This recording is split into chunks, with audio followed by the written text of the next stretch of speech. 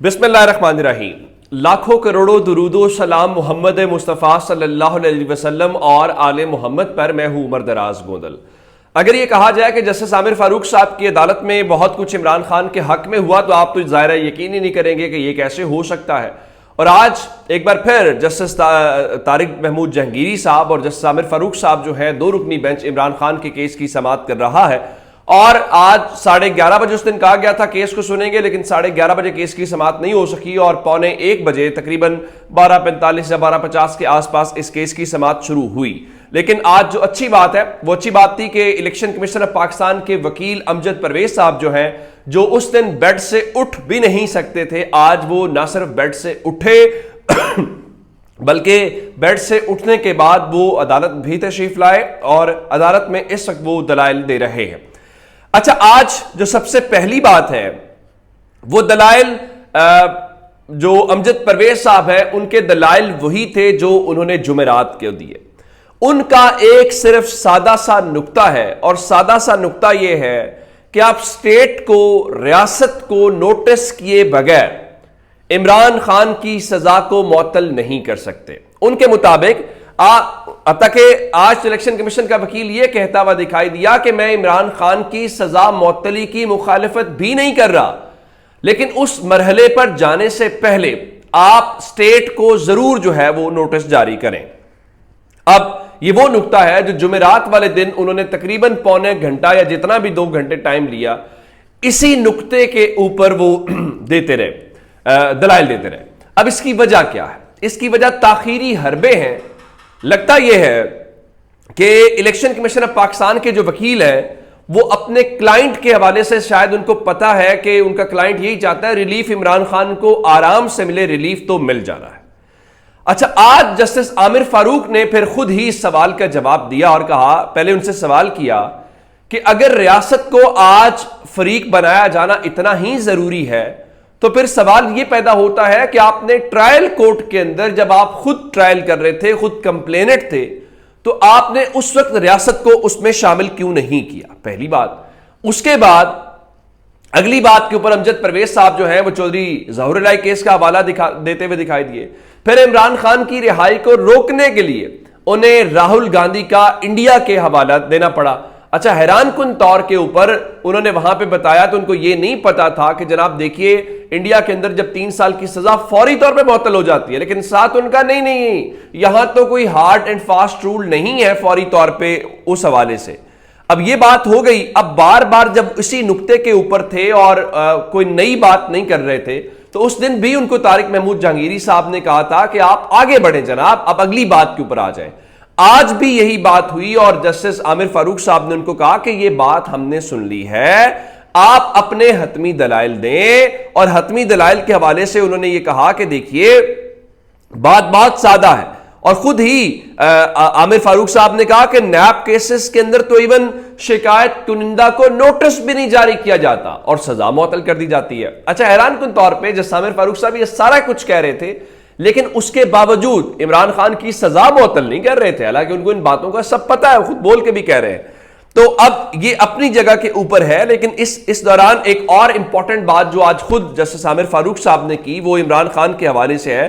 एक तो आज जब समाअत का आगाज हुआ तो जो उनके वकील अली जफर साहब है उन्होंने कहा कि हमने मुलाकात के हवाले से दरखास्त दायर की है। तो हैरान कुन तौर के ऊपर जस्टिस आमिर फारूक साहब ने उनको कहा कि आज तो सजा मुअत्तली की दरखास्त पर फैसला हो ही जाएगा, तो उम्मीद रखें। यानी दूसरे लफ्ज़ में उन्होंने कहा कि आपको मुलाकात की तो जरूरत नहीं है, जाहिर है कि जब फैसला हो जाएगा तो वो बाहर आ जाएंगे, तो उनको वैसे ही आपसे मुलाकात हो जाएगी। लेकिन आज जो सबसे बड़ी बात वो कह रहे हैं कि आज इमरान खान आपकी बात मान लेते हैं, वो ये था कि जस्टिस आमिर फारूक ने आज कहा है कि वो आज इमरान खान की सजा मुअत्तली की जो दरखास्त है उसका फैसला कर देंगे। और यही बात इमरान खान के वकील लतीफ खोसा साहब बार बार कह रहे हैं कि आप जो है वो फैसला करें।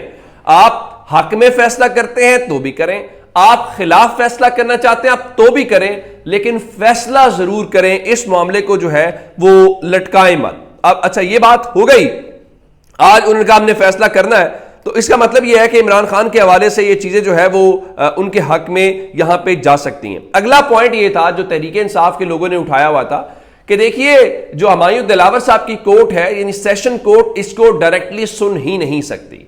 ये मामला जाना था वहां पे एक मैजिस्ट्रेट के पास, तो वहां पे इस हवाले से अमजद परवेज ने कहा कि जी मैजिस्ट्रेट सिर्फ अपने दायरे इख्तियार की कंप्लेंट पर ऑर्डर जारी कर सकता है। एक और उन्होंने बात की कि देखिए अगर मैजिस्ट्रेट ने भी फैसला करना था या नहीं करना था तो ट्रायल तो सेशन कोर्ट नहीं करना था ना जी। ये तो बिल्कुल वैसे ही है जैसे आप एक प्रोसीजरल चीज कर दें, आप कहें जी देखें पुलिस जब पता चल गया कि फलां एक जुर्म हुआ है तो पुलिस ने गिरफ्तार ही करना था ना जनाब, तो एफआईआर करवाने की क्या जरूरत थी।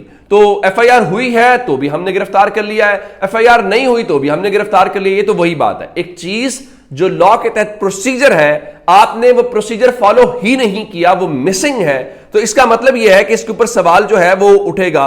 तो कह रहे हैं जी कंप्लेंट जो है वो फाइल करने में कोताही अगर हुई भी है, जैसे आमिर फारूक ने कहा कि इसका मतलब है आप ये कह रहे हैं कि अगर इस दौरान जो दरखास्त इमरान खान के खिलाफ इलेक्शन कमीशन ने दायर की अगर उसमें कोई कोताही भी हुई है तो ट्रायल पे कोई फर्क नहीं पड़ेगा। यानी मैंने आपको एक उसकी मिसाल दी कि अगर आपको पुलिस गिरफ्तार कर ले, उनका जी आपने जो कि जुर्म तो किया है तो एफआईआर की तो जरूरत नहीं है, तो वो इसका उनका जी हाँ जी मेरा नुक्ता यही है। तो इस तरह से आज इलेक्शन कमीशन के वकील ने खुद भरपूर तरीके से उनको मौका दिया है और इस केस के हवाले से अब चीजें जरा कोई ज्यादा देर मेरिट के ऊपर स्टे करती हुई दिखाई नहीं दे रही। अच्छा, आपको एक और जो बात है वो एक तो जैसे आमिर फारूक साहब ने खुद बोल के बता दिया कि वो आज फैसला करना चाहते हैं, फिर अली जफर साहब की दरखास्त के हवाले से उन्होंने कहा, तो ये एक बड़ी इंपॉर्टेंट चीज है। लेकिन इस दौरान अब समाअत का वक्फा हुआ एक जगह के ऊपर जाके, तो वो हुआ जी इलेक्शन कमीशन के वकील के मुताबिक चूंकि वो बहुत बीमार थे तो उनका जी उन्होंने न सिर्फ पानी पीना है बल्कि उन्होंने दवाई भी लेनी है, तो इसलिए वक्फा किया जाए, तो वो वक्फा जो है वहां पे आया। अच्छा, एक बात और दिलचस्प है कि अटक जेल के बाहर के जो खुसूसी इंतजामात है, तो क्या इमरान खान को आज रिहा होकर वो बाहर आ जाएंगे? होना तो यही चाहिए, लेकिन जो इस वक्त के असरात हैं, जो वहां से दावे हैं, वो शायद ऐसा होता हुआ दिखाई ना दे। अंदाजा करें कि इतना इंटरेस्ट है पाकिस्तान के अंदर कि इमरान खान को जेल में खाना क्या दिया जा रहा है, जिनको देसी घी के अंदर मुर्गी और जी मटन खिलाया जा रहा है, इस हद तक इंटरेस्ट है और ये कहते हैं कि हम इमरान खान को सिस्टम में से माइनस करेंगे।